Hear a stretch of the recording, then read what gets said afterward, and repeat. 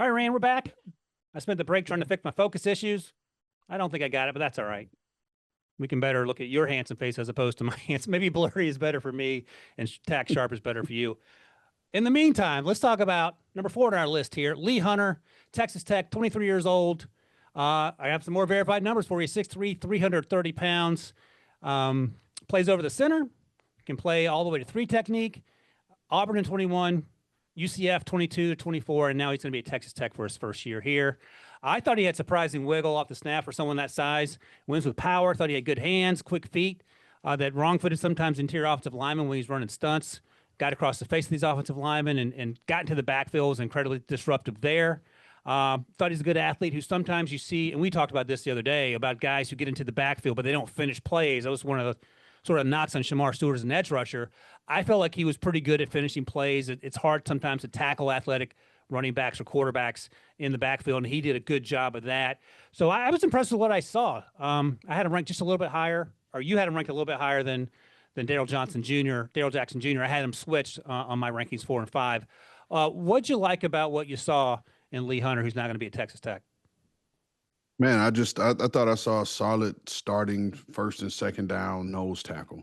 A big man just in terms of mass. He's a 2-gap defender, and he just holds the point. He's hard to move off the point, especially when he's square and particularly when he's taking on these one-on-one blocks. So the thing that I like the most and what I look at for a lot of these big guys is their ability to take 2, which keeps their linebackers at the second level clean and allows them to run. And so, a lot of times you can get confused watching these defensive linemen because these backers take the wrong entry point to the hold and don't play off the block. But this guy does a good job of keeping his guys clean at the second level.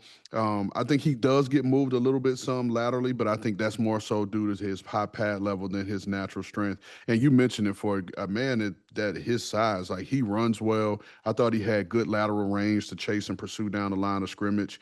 Now his stance overall doesn't allow him to get off and attack in terms of being a 1-gap penetrator, but I think his disruptive quality is his power and his ability to create knockback at the point. And I thought as the season went, I thought he improved as a pass rusher because he would use that power and then transition to work into an edge to get there. And I thought he could have been a little bit better finisher. I do get your point in terms of just, sometimes you're just what I like to call you get out-athleted.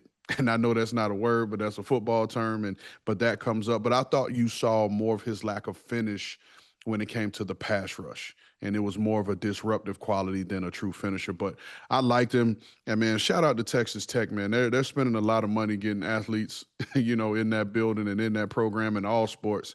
And Lee Hunter is just another example of them getting a guy over there that could play football. No, I like it when you disagree with me. We need more of that. Your predecessor never agreed with me, so we'll find somewhere in the middle. And look, and you've got the eyes too. You've evaluated these guys for nearly 2 decades, so I'm always eager to hear what you had to say. Let me ask you what you think about this in terms of Lee Hunter. I thought he played with relatively low pad level in the run game, and you can agree or disagree with that. But my bigger question is this: a lot of times when you see guys that struggle, especially at this size, it's because they play too high. I think one of the issues Deion Walker had last year, whether it was the back injury or something else, he would play too high and get run out of plays he had no business getting run out of. So assuming it's not injury related, how do you impress upon these defensive linemen that you have to stay low? Because that seems like something, if you're 22 years into this, it might be a hard transition to make, especially against players, as you point out all the time, that are grown men that have to pay mortgages at the next level. Well, it's a couple of things. Unless you want to get baptized in those NFL trenches, you're going to learn to play low. You're always taught from the moment you put on pass and you play football, low man wins, right? And so you have some guys that are just, uniquely John Coffey strong that can play high and bear hug, 2 people, but not everybody's blessed with that. And so defensive line coaches have a lot of drills. You'll see a lot of times where they have the shoot, where they have guys fire out of their stance and they got to play low through the shoot. They'll do all types of things to get him to play low, but the quickest way to get him to play low is put him in there and have a double team come at him with over 600, 700 pounds of force, and he get knocked on his butt. He'll learn very quick to get those pass down. One of the things that I enjoyed watching Byron Murphy do a couple years ago coming out of Texas was that I don't know if I enjoyed it, but it was curious to me. I want to get your thoughts on this. He would sometimes take on double teams by going down to a knee, and I'd never seen that. But he also was built like an oak tree from the waist down and the waist up, as it turns out. It was incredibly effective for him in the SEC or the Big 12, wherever Texas was at the time. Does that carry over to the next level as well? Because he was a first round pick for a reason. Yeah, you see that, and that's a technique that's taught. Those guys spiking their knee in the ground. The really elite ones, Aaron Donald could do it. Byron Murphy could do it. Just when they spike that knee and they use that as a way to kind of shoot them through the block, right? So if you got the combo block with the guard in the center, you base up the center, the guard comes down, and that's where you spike. And then as the guard is trying to slip off, that's when you push yourself through, and then now you're able to split the block and work your way to the backfield. So it's a technique that a lot of guys use, and I always like to see guys use it and see how they counter out of it, because that's where you get to really see some of these guys' quickness and their ability to attack a gap.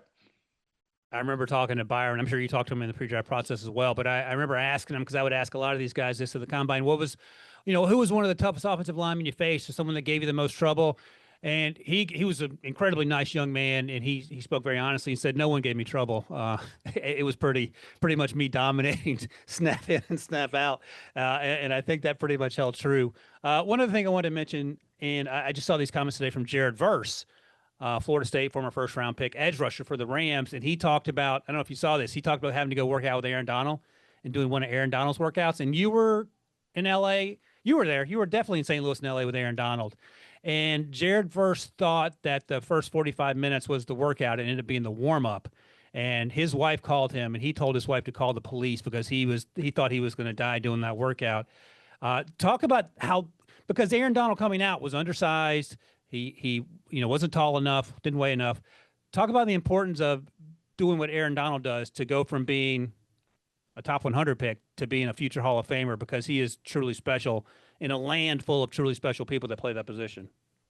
Well, I can tell you, when I was first given the assignment to watch Aaron Donald, and I heard someone say, oh, this guy's going to be the next Warren Sapp. And to me, when the guys come in with that type of praise, I immediately just I was like, oh, okay, let me just watch this guy to throw him away. And so the first game, I was like, let me just watch him. Let me watch him against Florida State. They'll run his little butt up out the club, and, it'll be over. Didn't happen. And then I said, let me watch him against Clemson. I think Clemson had a pretty solid offensive line. Every game that I watched him, and I ended up watching 6 games, I gave him a blue game grade because he just dominated. And then he got to the Senior Bowl that year, and he was the only guy to win a rep against Zach Martin.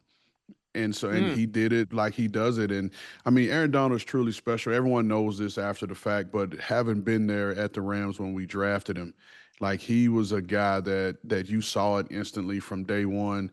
And we had a scheme at the time where we played left defensive tackle, right defensive tackle. And we said, and he didn't start the first 4 games, crazy enough to think. And Jeff Fisher said, screw that, put this guy in at 3 technique and rolled. And he was defensive rookie of the year, 11 sacks, and averaged double-digit sacks the rest of his career. What do I like to say, Ran? Don't overthink it. Sometimes we overthink it with the height weights. I get it. A player has to be truly special to overcome the height weight measurables that history tells us doesn't necessarily work out. Aaron Donald was 1-1 in that reason, and also clearly his workouts with Jared Verse, who's probably 10, maybe 11 years younger than he is, and in pretty good shape by all accounts, was struggling to get through that. You love to hear those stories because it's just an example of someone like Aaron Donald overcoming the physical limitations that we put upon him that he turns out knew nothing about.